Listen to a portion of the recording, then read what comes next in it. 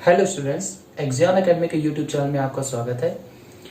Students, आज हम लोग पढ़ेंगे energy stored in a capacitor. मतलब अगर किसी कैपेसिटर को चार्ज किया जाता है तो उसमें कितनी एनर्जी स्टोर होगी और उसको हम कैसे कैलकुलेट करेंगे। तो ये सॉल्व करने से पहले आपको बता दें कि ये कैपेसिटर क्या होता है।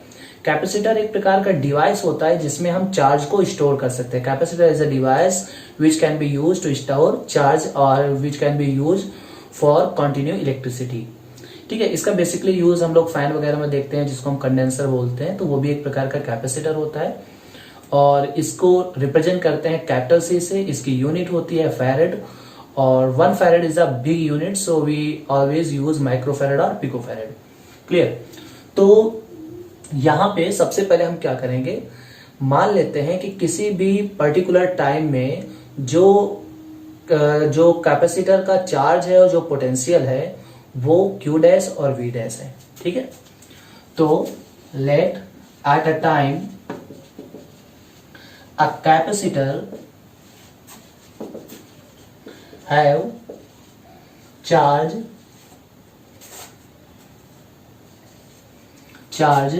Q dash and potential V dash. मतलब मान लिया कि किसी समय संधारित्र में जो आवेश है वो Q डैश है और विभव V डैश है। अब हम मान लेंगे कि चार्ज कैपेसिटर को dQ चार्ज दिया जाता है। ठीक, now let the capacitor is given a small charge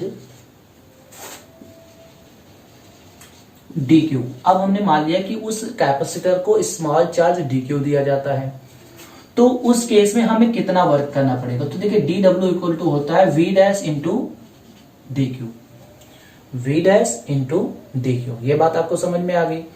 अब देखिए Q बराबर क्या होता है, CV होता है। Q इक्वल टू CV होता है, तो V इक्वल टू क्या आएगा, Q बाई C।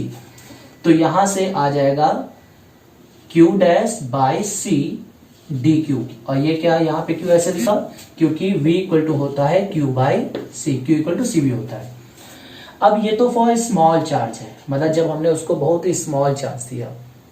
अब अगर हम मान लें now if the capacitor is charged from 0 to Q, अगर हमने मान लिया उसको 0 से Q चार्ज तक चार्ज किया जाता है तो कितना वर्क करना पड़ेगा।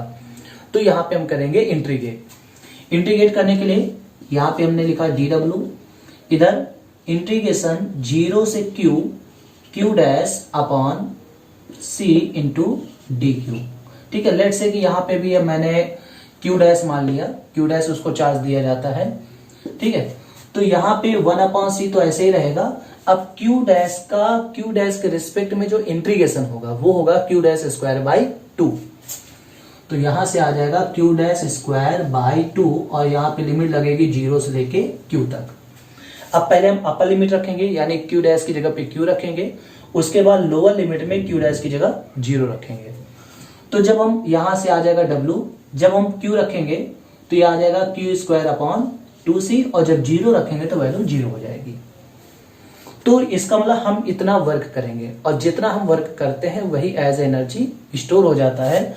तो हम ये कह सकते हैं कि इसमें जो स्टोर्ड एनर्जी है वो है 1/2 Q स्क्वायर बाई C। तो पहला तो फार्मूला ये आ गया। क्लियर।